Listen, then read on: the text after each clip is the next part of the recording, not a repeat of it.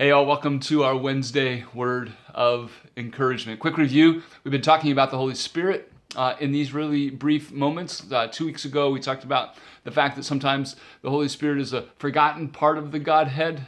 That's our mistake. We need to be talking about the power of the Holy Spirit, thus these moments to do so. Last week, we talked about the fact that the Holy Spirit has been very present as a part of the Godhead from the very beginning. And we quickly walk through the Old Testament to see that the Holy Spirit is not just a New Testament Pentecost Holy Spirit, but is very much active and alive in the Old Testament as well to reveal the power of God in mighty ways. This week, I want us to go to the Old Testament to transition to the New Testament. So Exodus 34 is this story of Moses as he comes down again from Mount Sinai with his second copy of the Ten Commandments. And it says that as he comes down the mountain after renewing this covenant with God, spending time in the presence of God, that his face shined. In fact, it says when Moses came down from Mount Sinai, in verse 29, with the 2 tablets of the testimony in his hand, he came down from the mountain. Moses did not know that the skin of his face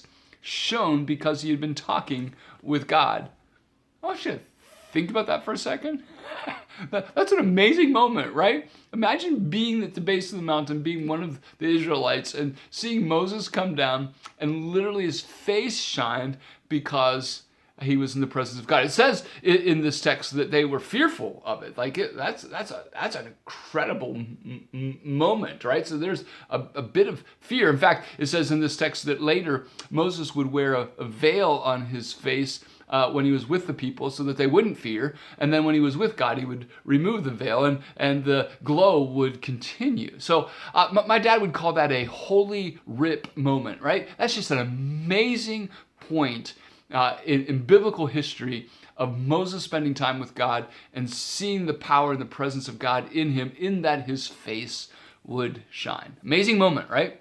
Well, Paul uses that in 2 Corinthians 3 in a way to contrast that moment with a greater moment, and that greater moment is the reality of the ministry of the Holy Spirit. So he takes one of the most astounding moments in all of the Old Testament of the presence of God and the power of that, and he then contrasts it to say, hey, there's something greater happening with the ministry of the Holy Spirit. I want you to hear that in 2 Corinthians chapter 3, verses 7 through 11. 4 times Paul makes this contrast. I want you to hear it. Ready?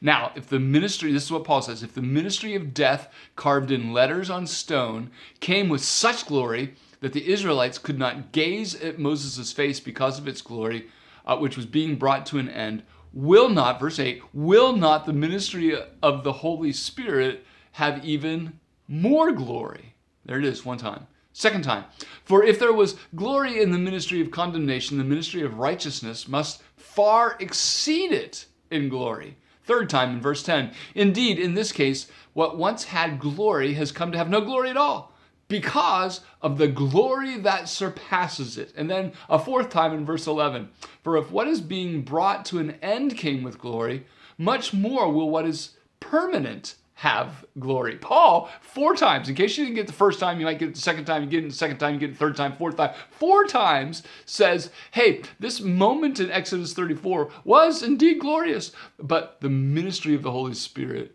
far surpasses it. If that's a holy rip moment, think of the reality of the power of the presence of God as he ministers to us through the Holy Spirit. That's Paul's point. Think that's good? This is greater. This is greater. Therefore, and here's our encouragement, right? Therefore, Paul says, have hope. Have hope. Therefore, have hope. And out of that hope, be bold. Be bold. He says in verse 12, since we have such a hope, we are very bold. How can we be bold? Because the ministry of the Holy Spirit is transforming us, and it's making us like Christ. And therefore we have that hope, and in that hope we can be bold. Think of the ministry of the Apostle Paul, right? And all that he walked through and all that he did. How would he do that? He would do that because he was aware of the power of the Spirit of God in him that allowed him to have hope, and out of that hope to be bold. Hear the end of this text in 2 Corinthians 3. It says, "Now the Lord is the Spirit, and where the Spirit of the Lord is, there is freedom. And we all now with unveiled faces behold the glory of the Lord, and we are being transformed into the same image from one degree of glory to another. For this comes from the Lord, who is the Spirit." Here's our encouragement.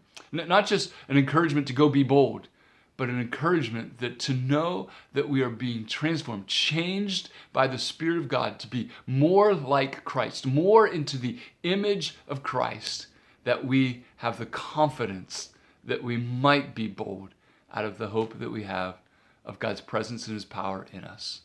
You think Exodus 34 is good? Your life by the power of the Holy Spirit far surpasses it. That's an amazing thought. Amazing thought to be encouraged by and to be challenged by today. Have a great day.